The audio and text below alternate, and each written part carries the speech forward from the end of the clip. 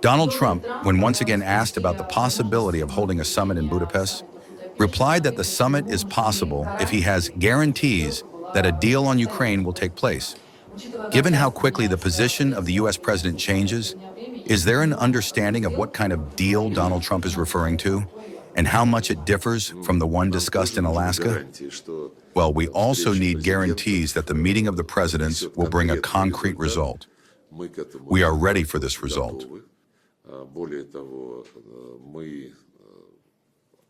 Moreover, in Anchorage, during the meeting between Presidents Putin and Trump in Alaska,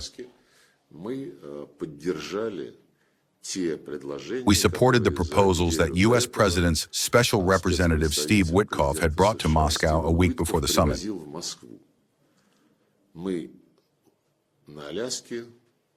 In Alaska, through the words of President Putin, we double-checked with Mr. Witkoff, who was present there, whether we had correctly understood his proposal. He, in the presence of his president, confirmed that our understanding was correct. Then we said that we were ready, on this basis, to move toward finalizing the agreements.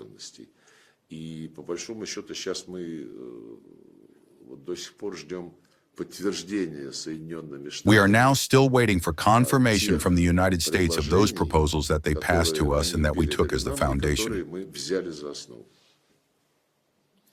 Well, as for the change of positions, yes, of course, it was surprising that President Trump suddenly again shifted to positions that have already been worked through and reflect only the feverish desire of the Europeans and the regime of Zelensky to obtain a pause in order to continue the pumping of weapons to the Kiev structure, whatever they call it there. The presidential office, the armed forces of Ukraine, and all other constituent parts of the Kiev regime. After the summit in Alaska, President Trump repeatedly, and, by the way, even before Alaska, he said that what is needed is a long-term, stable peace, and not some kind of temporary ceasefire that will give nothing, even if it lasts for a year or two. These are his words. So we hope that, after all, the logic of establishing a long-term peace, which was accepted by the United States, will ultimately prevail. And here, by the way, I will give you a good example.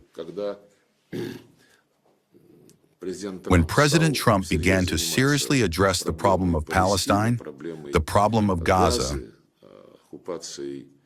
and the occupation of this Palestinian sector by the Israeli armed forces, there was no demand to immediately cease combat operations, to immediately cease fire. Lengthy negotiations were held on what conditions could make such a ceasefire workable. This involved hostages, the release of prisoners, the transfer of the bodies of deceased hostages, and the coordination of the geographic coordinates of that part of the Gaza territory where Israel would remain and from which it would withdraw its forces. These were precisely serious preliminary conditions for a ceasefire. During the Ukrainian conflict, Russia ceased fire without preliminary conditions as early as April 2022.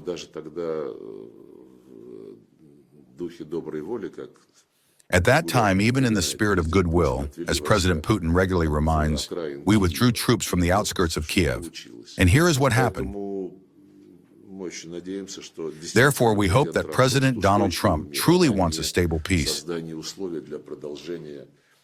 and not the creation of conditions for the continued inflow of weapons and money into the Kiev regime, so that it remains a tool of the Europeans in their struggle, in their war against the Russian Federation.